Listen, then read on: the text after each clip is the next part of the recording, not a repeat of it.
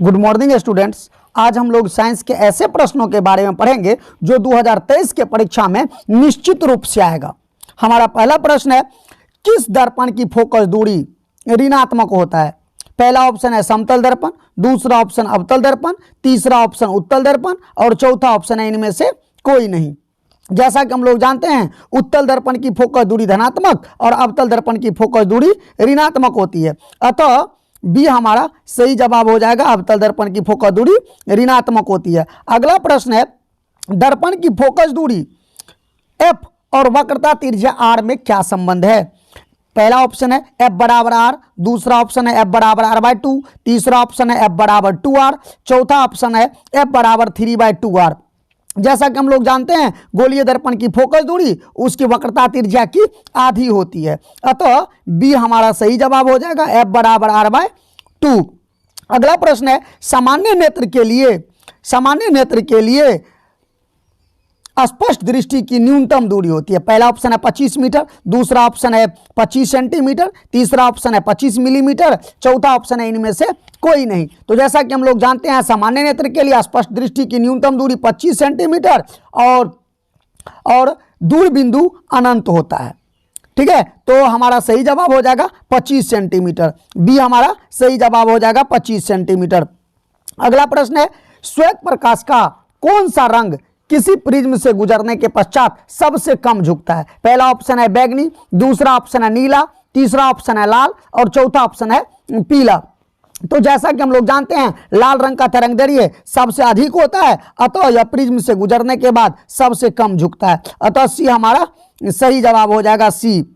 अगला प्रश्न है, मानव नेत्र की रेटिना द्वारा बनाई गई छवि होती है। पहला ऑप्शन है आभासी और सीधा, दूसरा ऑप्शन है वास्तविक और उल्टा, तीसरा ऑप्शन है आभासी और उल्टा, चौथा ऑप्शन है वास्तविक और सीधा। तो जैसा कि हम लोग जानते हैं, मानव नेत्र पर बनने वाला प्रतिबिंब हमेशा वास्तविक और उल्टा होता है, अतः बी हमारा सही जवाब हो जाएगा। अगला प्रश्न है, आकाश का रंग नीला प्रतीत होता है। पहला ऑप्शन है प्रकाश के परावर्तन के कारण, दूसरा ऑप्शन है प्रकाश के परिकिरणन के कारण, तीसरा ऑप्शन है प्रकाश के अपवर्तन के कारण और चौथा ऑप्शन है इनमें से कोई नहीं। तो जैसा कि हम लोग जानते हैं, आकाश का रंग नीला प्रकाश के परिकिरणन के कारण दिखता है, अतः बी हमारा सही जवाब हो जाएगा, प्रकाश के परिकिरणन के कारण। अगला प्रश्न है, किस दर्पण से वस्तु का प्रतिबिंब बड़ा बनता है? वस्तु का प्रतिबिंब बड़ा बनता है। पहला ऑप्शन है समतल दर्पण, दूसरा ऑप्शन है अवतल दर्पण, तीसरा ऑप्शन है उत्तल दर्पण और चौथा ऑप्शन है इनमें से कोई नहीं। तो जैसा कि हम लोग जानते हैं, समतल दर्पण द्वारा बना प्रतिबिंब काल्पनिक, सीधा और वस्तु के समान आकार का होता है।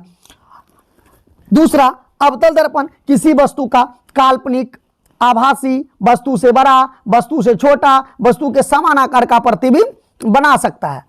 और उत्तल दर्पण किसी वस्तु का हमेशा काल्पनिक, सीधा और वस्तु से छोटा प्रतिबिंब बनाता है, अतः हमारा सही जवाब हो जाएगा बी, अवतल दर्पण। अगला प्रश्न है, निम्नलिखित में कौन सा लेंस निकट दृष्टि दोष को ठीक करने के लिए उपयोग किया जाता है? पहला ऑप्शन है उत्तल लेंस, दूसरा ऑप्शन है समोत्तल लेंस, तीसरा ऑप्शन है अवतल लेंस, चौथा ऑप्शन है इनमें से कोई नहीं। तो हम लोग जैसा कि जानते हैं, निकट दृष्टि दोष के निवारण हेतु अवतल लेंस का व्यवहार करते हैं, अतः सी हमारा सही जवाब हो जाएगा।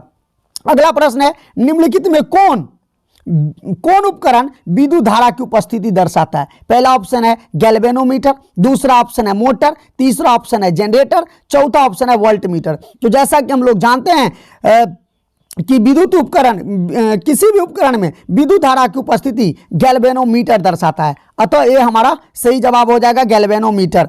अगला प्रश्न है, दाएं हाथ के अंगूठे के नियम को किसने प्रतिपादित किया था? पहला ऑप्शन है ऑटट, दूसरा ऑप्शन है फ्लेमिंग, तीसरा ऑप्शन है आइंस्टीन और चौथा ऑप्शन है मैक्सवेल। तो दाएं हाथ के अंगूठे का नियम जो है मैक्सवेल ने प्रस्तुत किया था, अतः डी हमारा सही जवाब हो जाएगा, मैक्सवेल। अगला प्रश्न है, विभवांतर का ऐसा मात्रक होता है? पहला ऑप्शन है वोल्ट, दूसरा ऑप्शन है ओम, तीसरा ऑप्शन है एम्पियर और चौथा ऑप्शन है कूलाम। तो हम लोग पढ़ चुके हैं, विभवांतर का ऐसा मात्रक वोल्ट होता है, अतः ये हमारा सही जवाब हो जाएगा, वोल्ट। अगला प्रश्न है, निम्नलिखित में किस संयोजन द्वारा प्रतिरोध का मान बढ़ता है? पहला ऑप्शन है श्रेणी क्रम समूहन, दूसरा ऑप्शन है समांतर क्रम समूहन, तीसरा ऑप्शन है श्रेणी क्रम एवं समांतर क्रम दोनों, चौथा ऑप्शन है इनमें से कोई नहीं। तो जैसा कि हम लोग जानते हैं श्रेणी क्रम में संयोजित प्रतिरोधकों का समतुल्य प्रतिरोध सबसे बड़े प्रतिरोध से भी बड़ा होता है, अतः हमारा सही जवाब हो जाएगा ए, श्रेणी क्रम समूहन। अगला प्रश्न है चुंबकीय बल रेखाओं की प्रकृति होती है। पहला ऑप्शन है काल्पनिक, दूसरा ऑप्शन है वास्तविक, तीसरा ऑप्शन है वास्तविक एवं काल्पनिक दोनों, चौथा ऑप्शन है इनमें से कोई नहीं। तो जैसा कि हम लोग पढ़ चुके हैं चुंबकीय बल रेखाएं ना काल्पनिक रेखाएं होती है, अतः ये हमारा सही जवाब हो जाएगा काल्पनिक। अगला प्रश्न है 1 किलोवाट घंटा किसके बराबर होता है। पहला ऑप्शन है 0.36 गुने 10 के पावर 10 जूल, दूसरा ऑप्शन है 1.6 गुने 10 के पावर -19 जूल, तीसरा ऑप्शन है 3.6 गुने 10 के पावर 6 जूल, चौथा ऑप्शन है इनमें से कोई नहीं। तो 1 किलोवाट घंटा 3.6 गुने 10 के पावर 6 जूल के बराबर होता है, अतः सी हमारा सही जवाब हो जाएगा। अगला प्रश्न है नवीकरणीय ऊर्जा का स्रोत क्या है। पहला ऑप्शन है नाभिकीय ऊर्जा, दूसरा ऑप्शन है सौर ऊर्जा, तीसरा ऑप्शन कोयले से प्राप्त ऊर्जा, चौथा ऑप्शन है प्राकृतिक गैस से प्राप्त ऊर्जा। तो जैसा कि हम लोग जानते हैं नाभिकीय नवीकरणीय ऊर्जा, सौर ऊर्जा नवीकरणीय ऊर्जा स्रोत है, अतः बी हमारा सही जवाब हो जाएगा। अगला प्रश्न है किस लेंस को अपसारी लेंस भी कहा जाता है। पहला ऑप्शन है अवतल लेंस, दूसरा ऑप्शन है उत्तल लेंस, तीसरा ऑप्शन है अवतल एवं उत्तल लेंस दोनों, चौथा ऑप्शन है इनमें से कोई नहीं।